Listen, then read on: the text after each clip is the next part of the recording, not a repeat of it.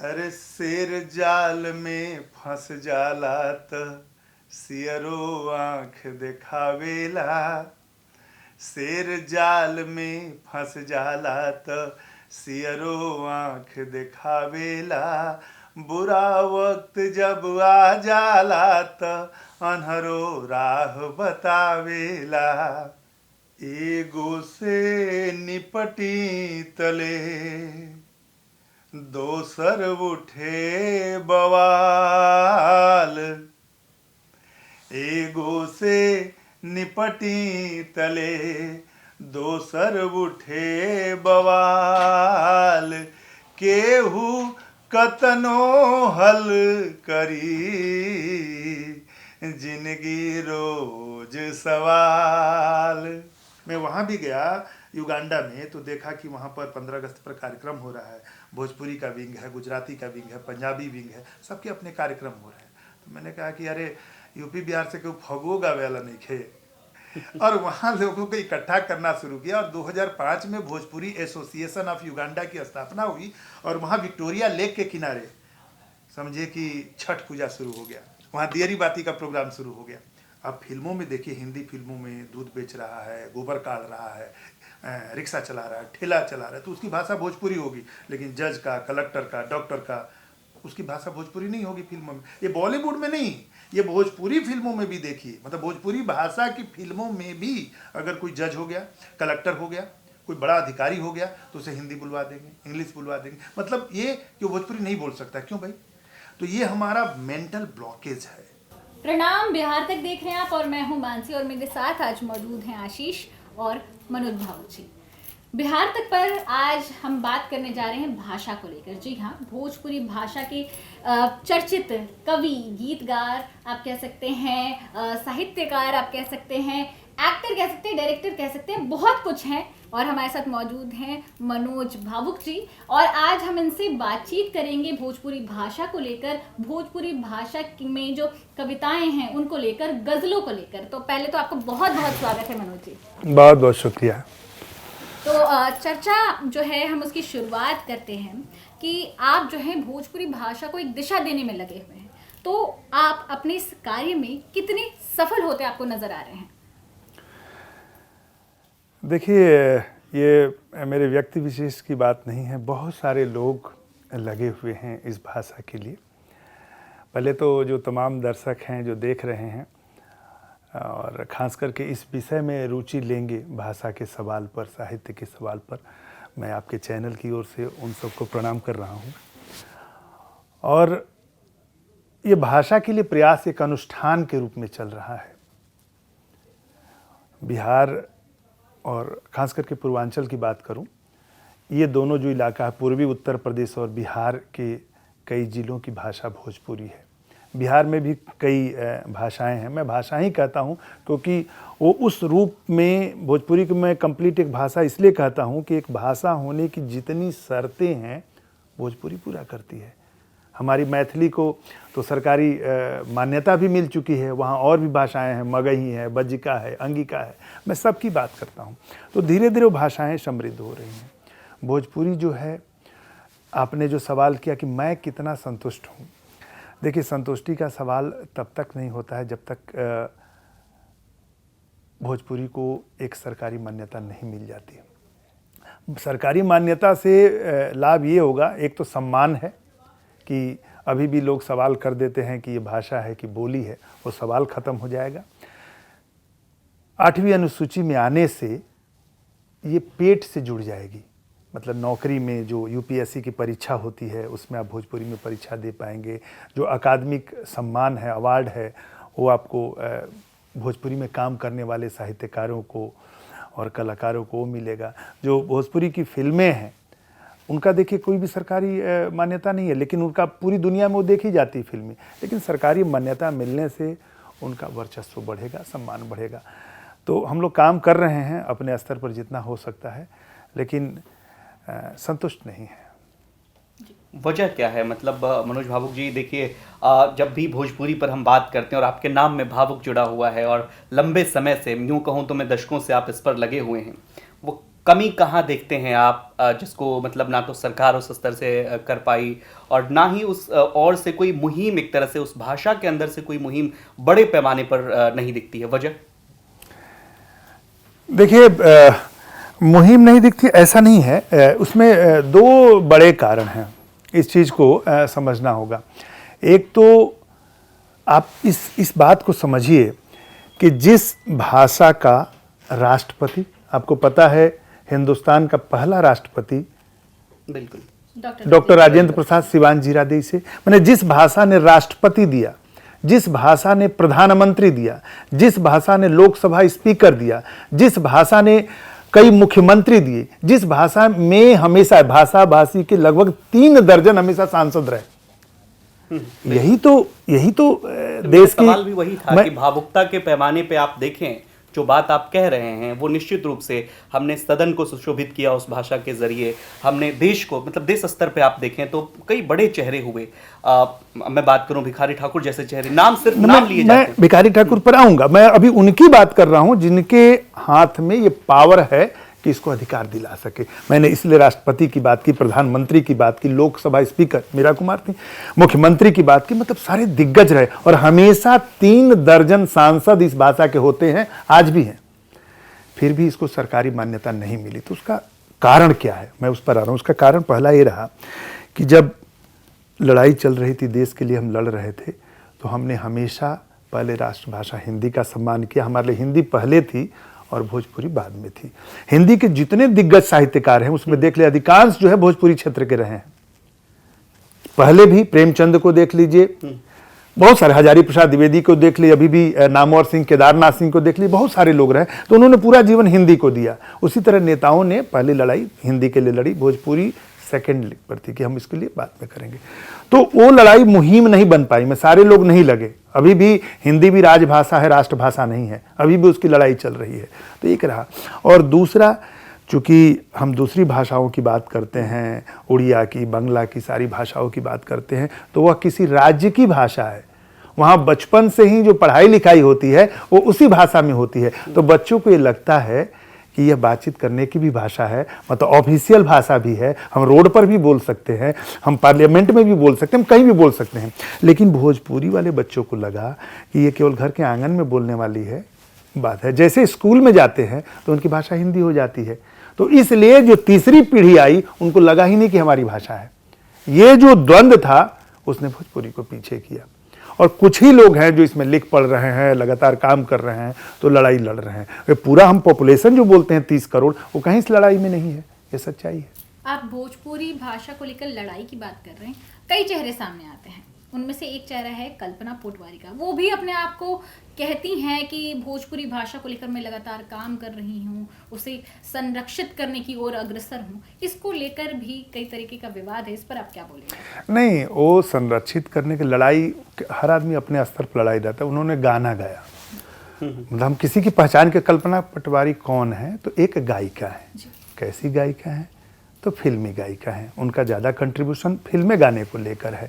वो 2001 में उनका एल्बम आया और उसके बाद वो फिल्मों में आई, और ये जो आधुनिक दौर है भोजपुरी सिनेमा का उसमें सक्रिय रही।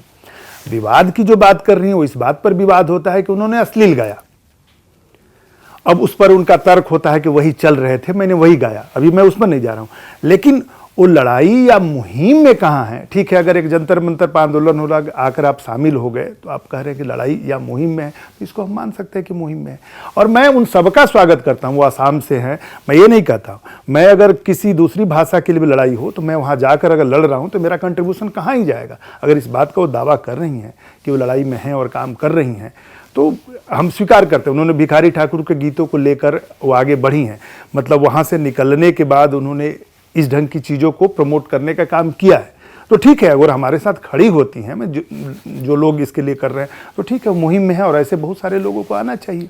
मनोज भावुक, एक इंजीनियर जो यूके से पढ़ के आए, यूके में नौकरी मिली, जो मैं आपके बारे में जानकारी जहाँ तक रख पा रहा हूँ, अफ्रीका जैसे कंट्री से आप आए, वो कौन सा टर्निंग पॉइंट था जिसमें आपको लगा कि भाषा के क्षेत्र में काम करना चाहिए? क्योंकि आपने लगातार सतत प्रयास जिसको बोलते हैं, और टू बी वेरी ऑनेस्ट आपने इस पर बहुत काम किया, और आज यही वजह है कि हम लोग साथ बैठकर इस पर चर्चा कर रहे हैं। कौन सा टर्निंग पॉइंट रहा मनोज भावुक के जीवन में जो लगा कि नहीं, इसको अब आगे बढ़ाने की जरूरत है? देखिए, मैं अफ्रीका या इंग्लैंड जाने से पहले, मैं वहाँ इंजीनियर था, नौकरी किया अफ्रीका में और इंग्लैंड, लेकिन उससे पहले ये बीमारी लग चुकी थी, भाषा की बीमारी या लेखन की बीमारी।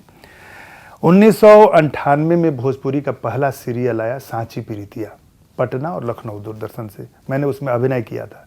मैं आपको बता दूं कि मैंने नाटक में डिप्लोमा किया है। पटना में कालिदास रंगालय है, बिहार आर्ट थिएटर, वहाँ 96 और 98 बैच का मैं टॉपर रहा हूँ एक्टिंग में। तो उस समय जितने उर्दू के प्रोजेक्ट थे, जितने हिंदी के प्रोजेक्ट थे, वो सारे भोजपुरी में तब्दील हो गए। मैं अनुवाद करता था और ये कोशिश करता था कि भोजपुरी में कुछ हो। तो लगातार कालिदास रंगालय में मंचन हुआ। 1999 में मेरी लिखी कहानी तहरे से घर बसाए, उस कहानी पर पटना दूरदर्शन से धारावाहिक बना। तो कीड़ा तो लग चुका था। भोजपुरी सिनेमा के इतिहास पर, ये देखिए किताब ये पढ़ी हुई है, भोजपुरी सिनेमा के संसार इतिहास पर मैं उस समय लिख चुका था। 2000 में 1961 से लेकर 2000 तक का इतिहास लिख चुका था और जितने बड़े बड़े दिग्गज थे उनका इंटरव्यू कर चुका था उस किताब के लिए।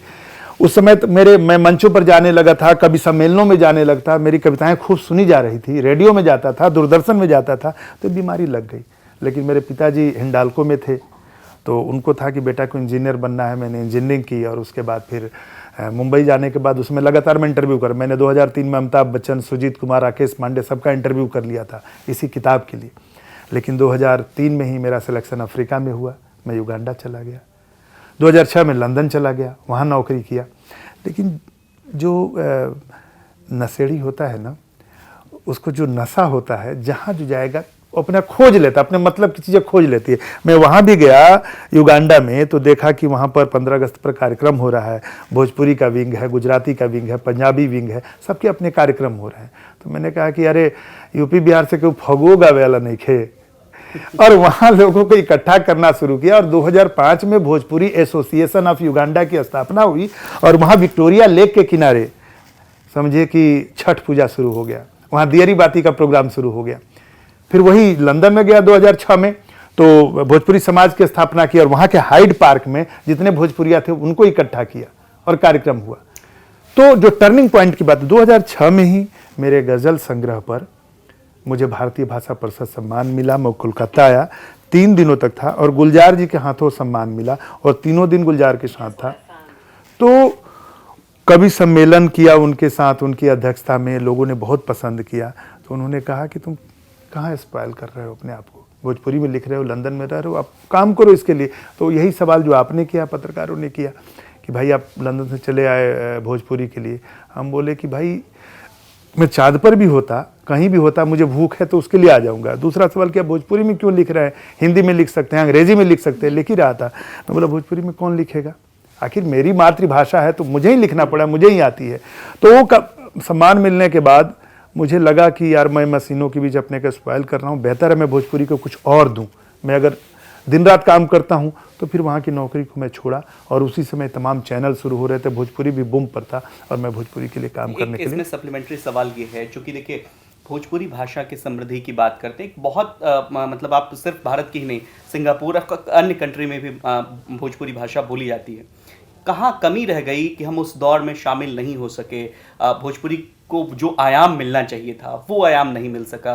मतलब हम खासकर बिहार परिप्रेक्ष्य में बात करते हैं, जैसे अभी 8वीं अनुसूची में भी शामिल नहीं किया गया, उसको कमी कहाँ रह गई? मुख्य कमी आपको कहाँ से लगता है कि? राजनीतिक इच्छा शक्ति। एक तो जिनको करना है, जो क्षेत्र के प्रतिनिधित्व कर रहे हैं, वो उस ढंग से इस भाषा को लेकर उतरे ही नहीं।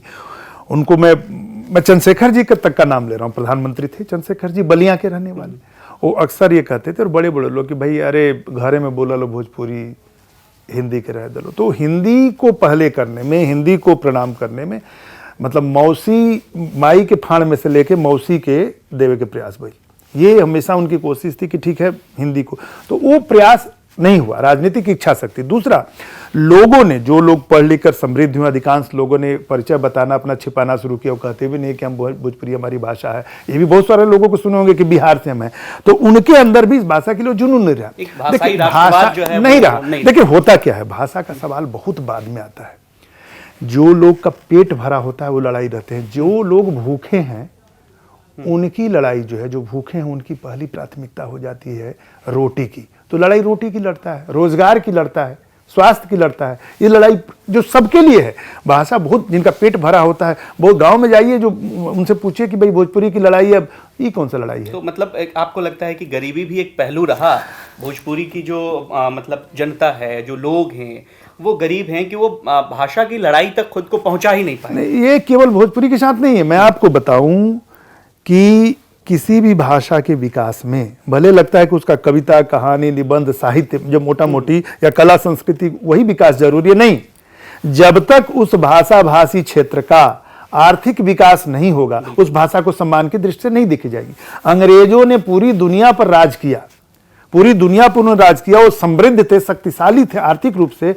तो आज भी उनका प्रभाव है कि पूरी दुनिया उनके अंग्रेजी बोल देने से अपने को मानती है कि दो ठूठ ऊपर हो गए, खाली अंग्रेजी बोल देने से, उनकी भाषा बोल देने से। अरे भाषा तो भाषा है, अंग्रेजी हो, फ्रेंच, भोजपुरी, मैथिली, क्या फर्क पड़ता है। भाषा का बस सिर्फ इतना ही मतलब है कि हमारी बात जो है आप तक पहुंच जाए, इससे ज्यादा कुछ है नहीं।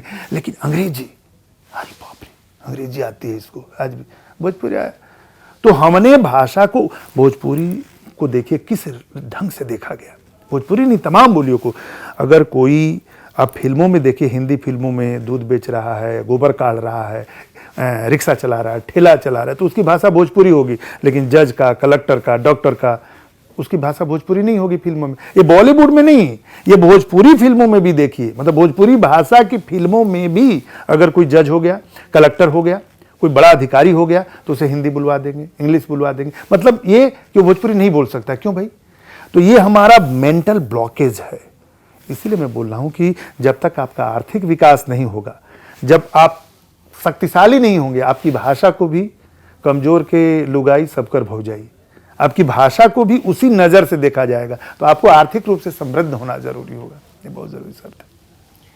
सर, आप अपनी किताब जो है, आपकी ये गज़ल की किताब तस्वीर ज़िंदगी के, इसको इतना बड़ा सम्मान जो मिला, कह सकते हैं ठुमरी की जो इतनी प्रसिद्ध जी, गिरिजा देवी जी नहीं रही, उन्होंने और गुलजार साहब ने आपको पुरस्कृत किया था इसके लिए। तो हम चाहेंगे कि इस किताब से आप कोई गज़ल हमें सुना दें, गुनगुना दीजिए। अब तो इसमें 60 गज़लें हैं, अब तो दूसरा संकलन भी जो आपके दिल के सबसे ज्यादा करीब हो। नहीं, ये कहना बड़ा मुश्किल है। बहुत सारी गज़लें मुझे प्रिय हैं। इसमें एक आपको, इसमें एक लोक रंग में है गज़ल है, उसको सुनाता हूँ। अरे शेर जाल में फंस जाला त सियरो आँख देखावेला, शेर जाल में फंस जाला त सियरो आँख देखावेला, बुरा वक्त जब आ जाला त अन्हरो राह बतावेला, कबो कबो होला ऐसन जे छोटके कामे आवेला, कबो कबो होला ऐसन जे छोटके कामे आवेला, देखी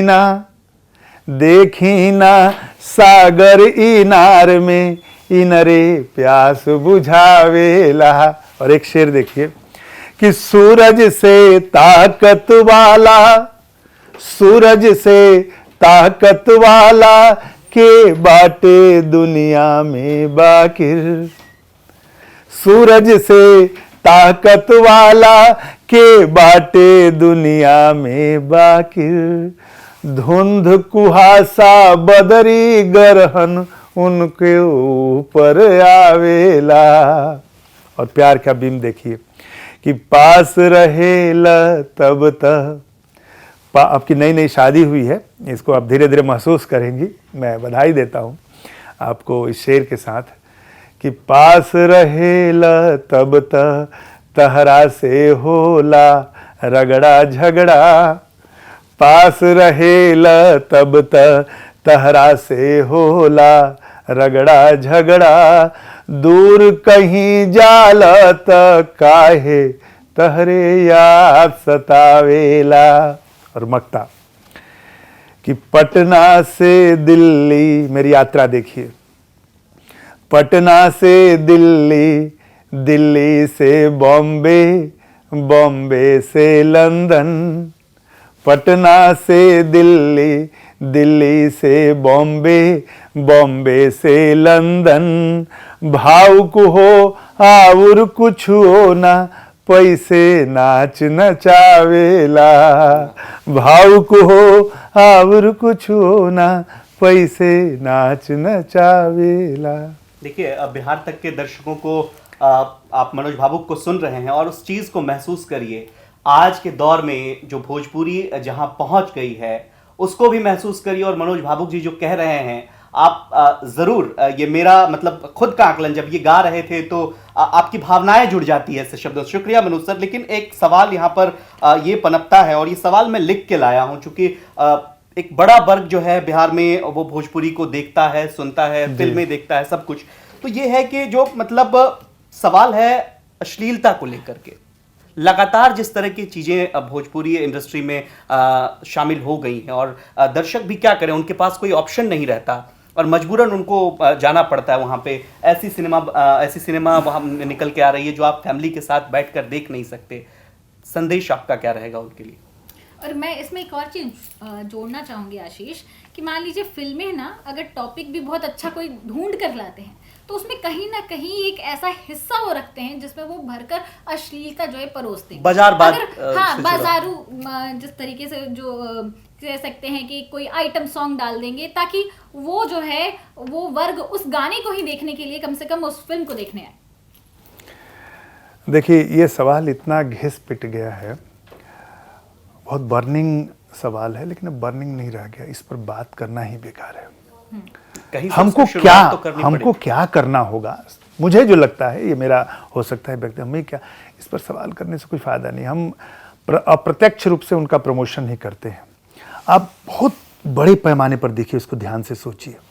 अगर हम ये दावा करते हैं, और मैं कहता हूं कि उनको ये बात समझ में नहीं आ रही है, मैंने कई बार कहा, हम ये दावा करते हैं कि हमारा पॉपुलेशन अगर 30 करोड़ है पूरे दुनिया में, हिंदुस्तान में 20 करोड़ 10 करोड़ बाहर, तो भोजपुरी सिनेमा कितने लोग देखते हैं? 1 करोड़ भी नहीं देखते हैं। उसका कैलकुलेशन दीजिए कि अगर 1 करोड़ लोग भी देखें, ध्यान से समझिए इसको, 1 करोड़ लोग देखें और 1 रुपए का टिकट हो, 1 रुपए का, तो एक फिल्म से कमाई कितनी हो गई? 1 करोड़ लोग भी देख लें तो 1 करोड़ कमाई हो गई ना। भोजपुरी फिल्मों का जो बजट होता है अमूमन वो 70 लाख से 1 करोड़ होता है।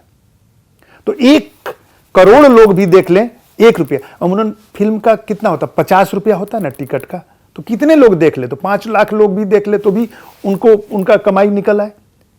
अगर पूरा पॉपुलेशन देखे तो कितनी कमाई हो सकती है? तो कैटर नहीं कर पा रहे हैं पॉपुलेशन को। क्यों नहीं कैटर? अपने स्तर के चलते, अश्लीलता के चलते। ये उनको समझना पड़ेगा।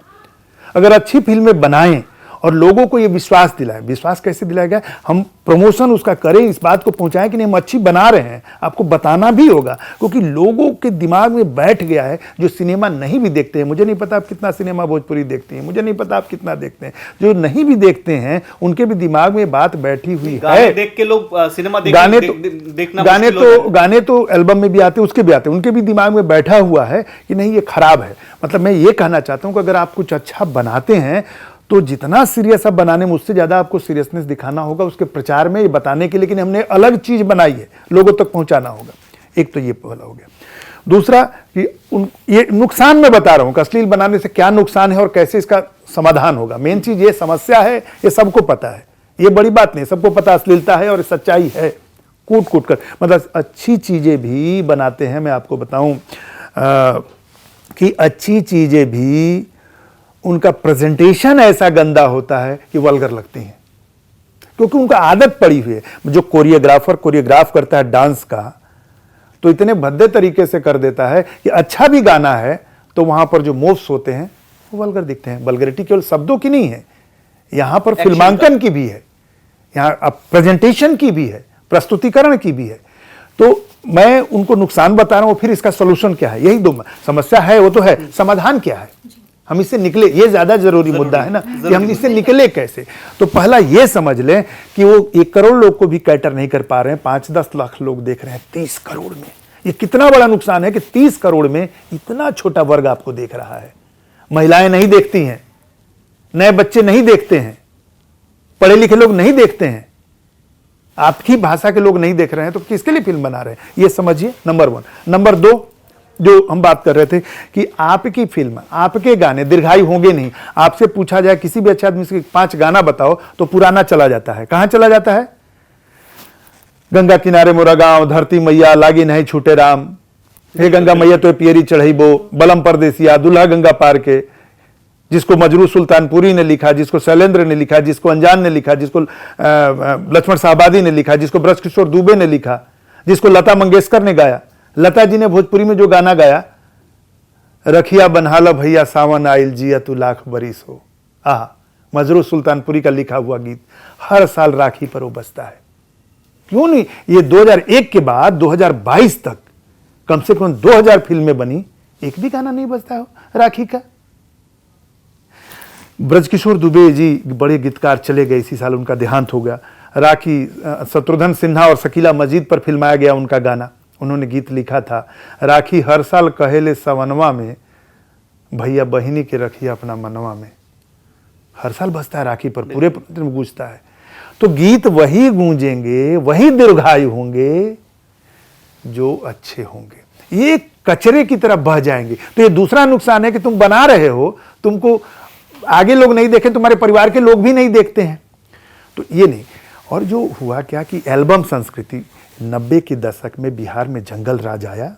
बताया नहीं कि आपके कंटेंट पर केवल कंटेंट हम देखते हैं, आप ये मत देखिए कि इशारे से समझिए कि गंगा जो है बनारस में गंदी हो गई है तो गंदगी वही है।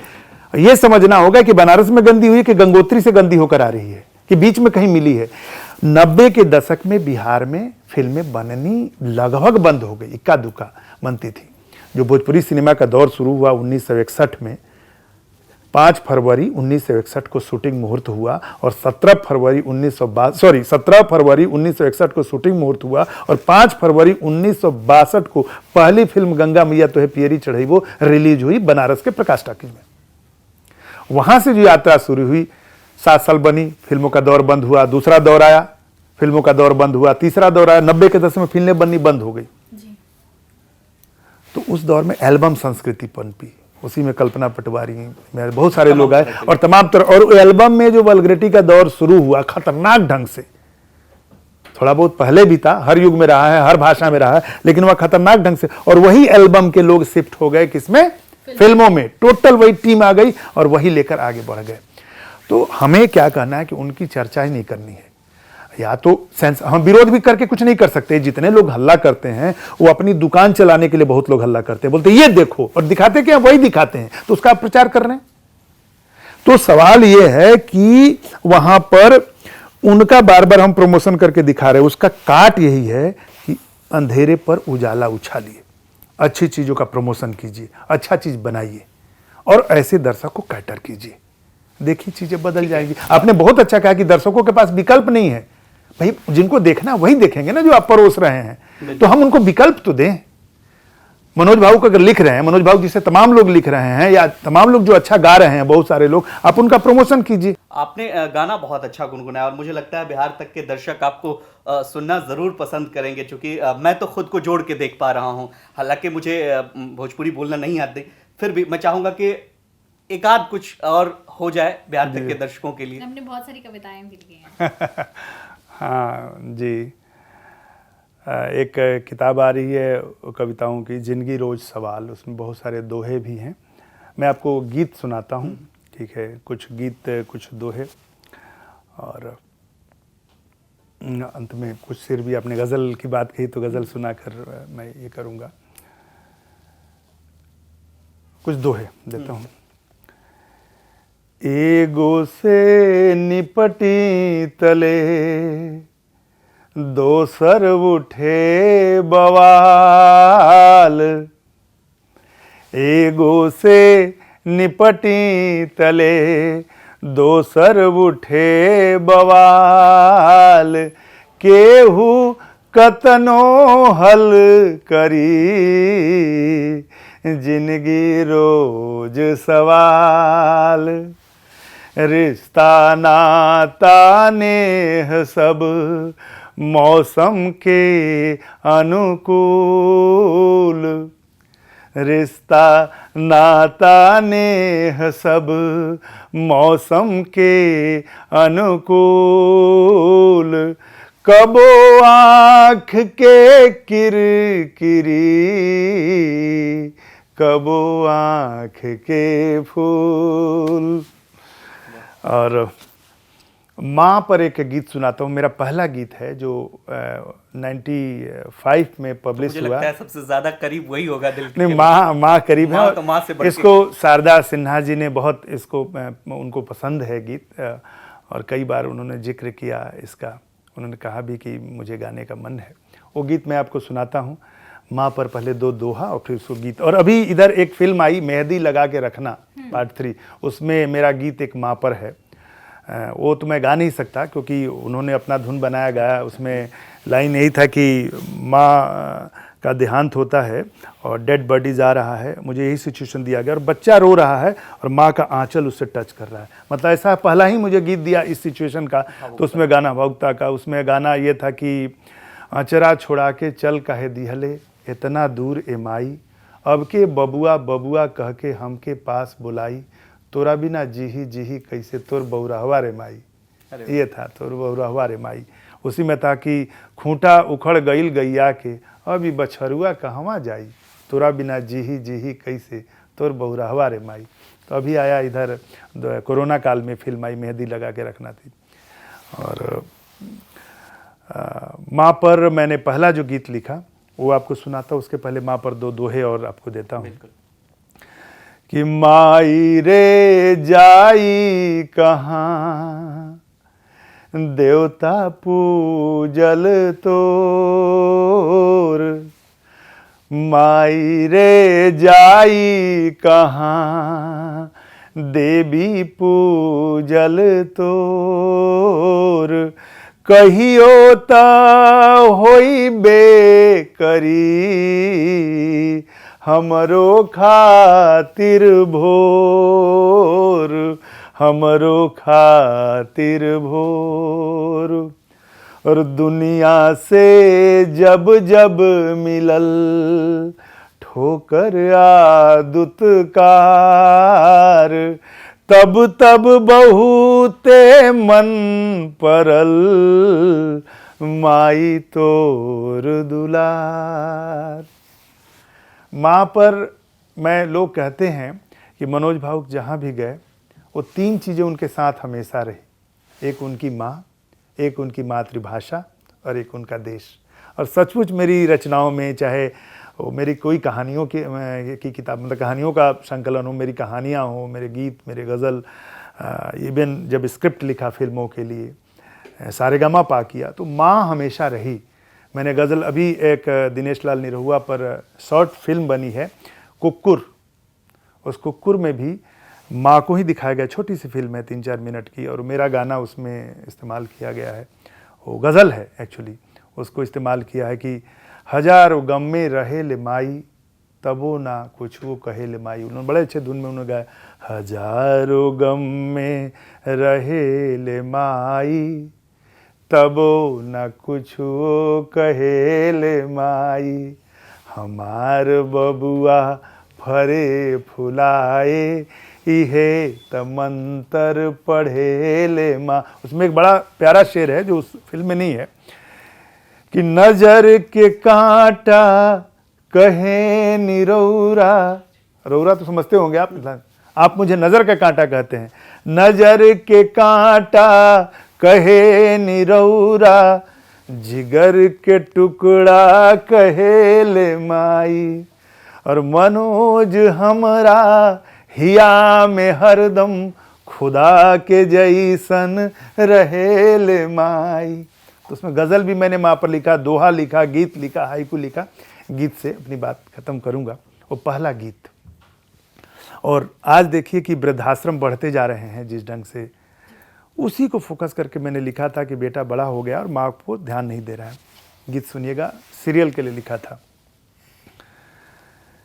कि बबुआ भइले अब सयान, बबुआ भइले अब सयान, कि गोदिए नु छोट हो गइल। माई के अचरा पुरान अचरवे में खोट हो गइल। बचपन देखिए कि गुटु गुटु गोदिया में दूध भात खाइल, गुटु गुटु गोदिया में दूध भात खाइल, मौनी बनल यौरी भुइया लोटाइल। नेहिया दूलरवा के बतिया बेकारे, नेहिया दूलरवा के बतिया बेकारे, टूटल पीरितिया के डोर कि मन में कचोट हो गइल। बबुआ भइल अब सयान कि गोदिए नु छो। लड़का बड़ा होता है, शादी हो जाती है, दृश्य देखिए, माँ पर ध्यान नहीं रहता है, व्यंग है कि चुलबुल चिरैया में बबुआ हेराइल, अब बोले कि बुढ़िया के मतिए मराइल। चुलबुल चिरैया में बबुआ हेराइल, बोले कि बुढ़िया के मतिए मराइल। अब बाबा के नन्हकी पलनिया उजारे, बाबा के नन्हकी पलनिया उजारे, उठल रुपैया के जोर जिंदगिए नु नोट हो गइल। बबुआ भइल अब सयान कि गोदिए नु छोट हो गइल। और अंतिम मंत्रा कि भरल पुरल घरवा में मन खाली खाली, भरल पुरल घरवा में मन खाली खाली, दियरी जरे पर मने ना दिवाली। केवल फॉर्मेलिटी। भरल पुरल घरवा में मन खाली खाली, दियरी जरे पर मने ना दिवाली। रतिया त रतिया, रतिया त रतिया ही दिनवो अन्हारे, रतिया त रतिया ही दिनवो अन्हारे, डूबल सूरज भोरे भोर करे जबे में छोट हो गइल। बबुआ भइले अब सयान कि गोदिए नु छोट हो गइल। देखिए, इसमें भावुकता भी है, करुणा भी है, और मैं कहूँ तो ये भाषा की बंदिशों को तोड़ता भी है जी। सिर्फ ये भोजपुरी के लोग नहीं समझ रहे हैं, तमाम लोग समझ रहे हैं। तो मनोज भावुक के माध्यम से मेरा भी अपील है आप लोगों से, मतलब विनम्र अपील इसको आप कह सकते हैं, कि आप भी अच्छी चीज़ें देखें, मनोज भावुक जैसे लोगों को सुने। मनोज भावुक जी, आपने हमें वक्त दिया, बिहार तक के स्टूडियो तक आप आए, आपका बहुत बहुत शुक्रिया। और आप जिस दिशा में आगे बढ़ रहे हैं, जिस बीड़ा को आपने उठाया है भोजपुरी को भाषा के रूप में, साहित्य के रूप में उसको आगे ले जाने में आप सफल हों। शुभकामनाएं बिहार तक की तरफ। बहुत बहुत